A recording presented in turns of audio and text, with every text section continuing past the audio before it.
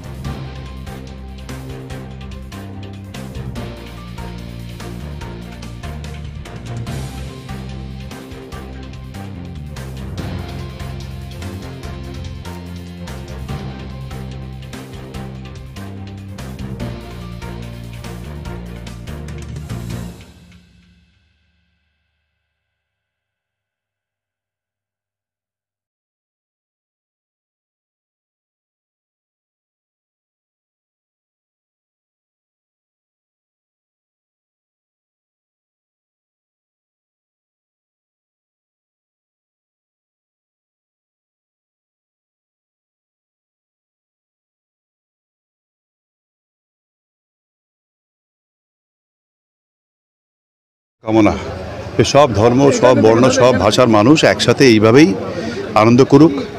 আজকে দেখুন, আমি একজন বাঙালি হিন্দু ব্রাহ্মণ হয়ে আমি দেখুন ইফতার পার্টি করছি।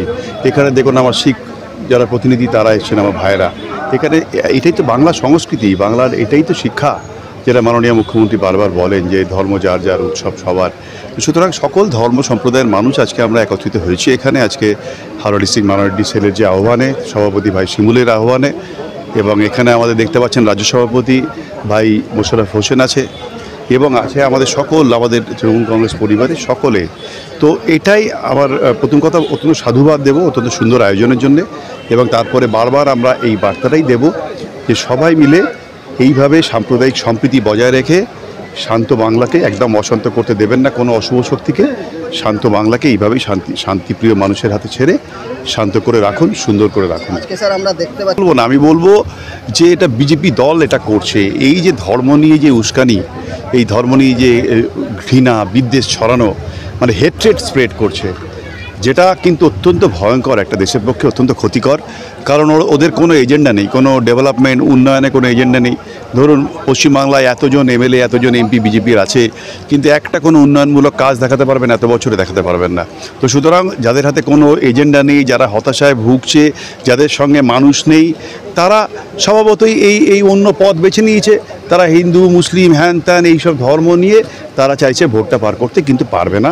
কারণ বাংলার মানুষ মা মাটি মানুষের সরকারকে 3বারের জন্য প্রতিষ্ঠিত করেছে, এবং আমাদের নেত্রী মমতা ব্যানার্জি, সেনাপতি অভিষেক ব্যানার্জির সঙ্গেই বাংলার মানুষ আছে।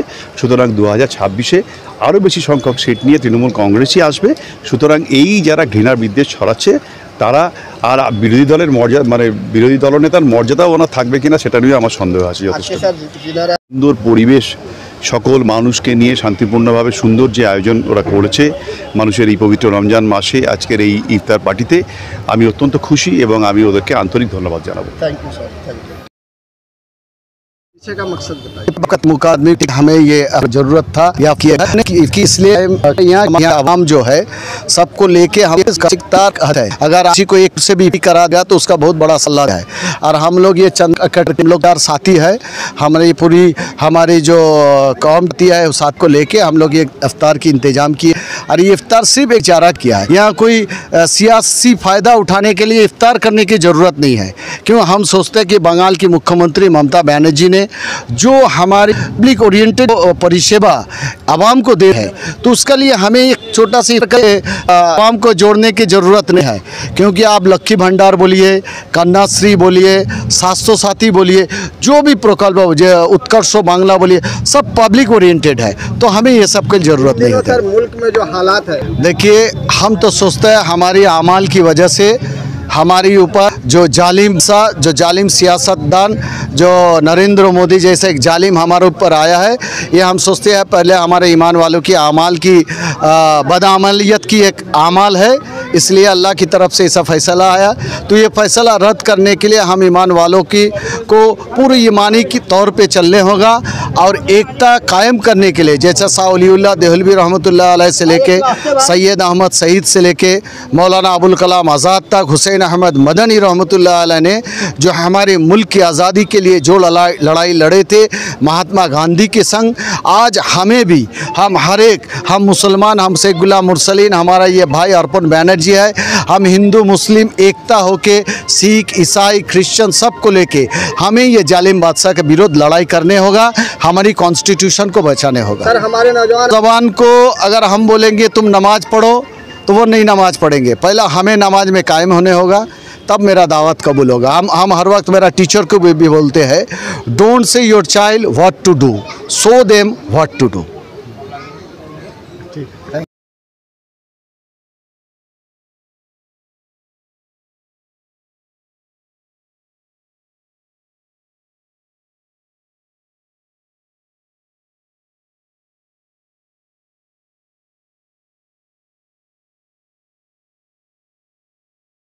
বলছে অত্যন্ত পবিত্র। আমরা আমাদের মাননীয় মুখ্যমন্ত্রী তার একটি আইকনিক স্টেটমেন্ট রয়েছে, ধর্ম যার যার, উৎসব সবার। সেই স্টেটমেন্টকে মান্যতা দিয়ে বাংলার বুকে অন্তত হিন্দু মুসলমান শিখ খ্রিস্টান সকলে একত্রিতভাবে লড়াই করছেন।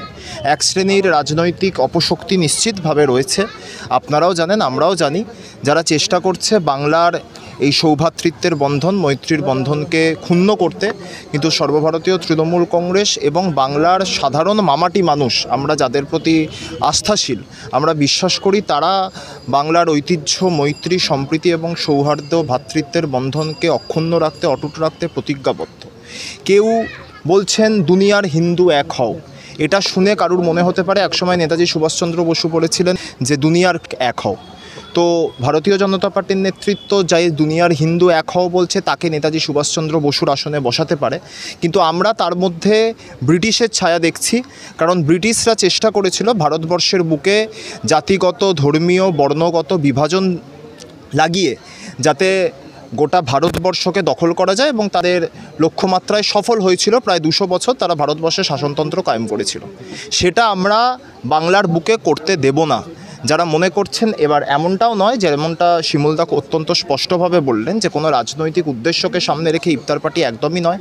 বাংলার প্রত্যেক প্রান্তে ইফতার চলছে। আজ যেমন দক্ষিণ হাওড়া বিধানসভা কেন্দ্রের এই অঞ্চলে একটা এত বড় ইফতার পার্টি হলো, একই সাথে মাননীয় মুখ্যমন্ত্রী কিন্তু ঠিক এই সময় আপনারা জানেন যে তিনি হুগলির ফুরফুরা শরীফের দরবারে ইফতারে অংশগ্রহণ করেছেন এবং তিনি এটা করে থাকেন। এতে যদি এটাকে কেউ তুষ্টিকরণের রাজনীতি বলে, তাহলে তার গোটা বাংলা জুড়ে যে উন্নয়ন হয়েছে জাতি, ধর্ম, বর্ণ নির্বিশেষে, সেটাকে দেখে বলা উচিত অত্যন্ত সুন্দর একটি অনুষ্ঠান, অত্যন্ত সুন্দর একটি কার্যক্রম। আমরা সকল স্তরের সমস্ত ধর্ম, জাতি, বর্গ নির্বিশেষে আমরা এখানে একত্রিত হতে পেরেছি। রমজান মাসেই আমাদের দোল পূর্ণিমা হয়, দোলযাত্রা হয়, হোলি হয়, এবং তার এই রমজান মাসেরই আবার শেষে ঈদ অনুষ্ঠিত হয়। ফলে এটাই বাংলার ঐতিহ্য, এটাই ভারতবর্ষের গর্ব, এটাই ভারতবর্ষের ইতিহাস। ভারতবর্ষের ইতিহাস এই কথাই বলে, আমরা সেই ইতিহাসকে অটুট অক্ষুণ্ণ রাখতে প্রতিজ্ঞাবদ্ধ। জেলা তৃণমূল কংগ্রেস সংখ্যালঘু শাখার উদ্যোগে এই অনুষ্ঠান আয়োজিত হয়েছে, কিন্তু আমার বক্তব্য হচ্ছে আমাদের যে কোনো নির্দিষ্ট লক্ষ্যমাত্রাকে সামনে রেখে বা কোনো অভীষ্ট লক্ষ্য সিদ্ধ করার জন্যই কিন্তু এই অনুষ্ঠান অনুষ্ঠিত করা হয়নি। এটা ভ্রাতৃত্বের বার্তা দেয়, এটা সৌহার্দ্য এবং সম্প্রীতির বার্তা দেয়, যে বার্তা হযরত মুহাম্মদও যেমন দিয়েছেন সেই বার্তা গৌরনীতাইও দিয়েছেন। সেই বার্তার ধারক ও বাহকই হচ্ছেন স্বামী বিবেকানন্দ এবং শ্রী শ্রী রামকৃষ্ণ পরমহংস। Thank you.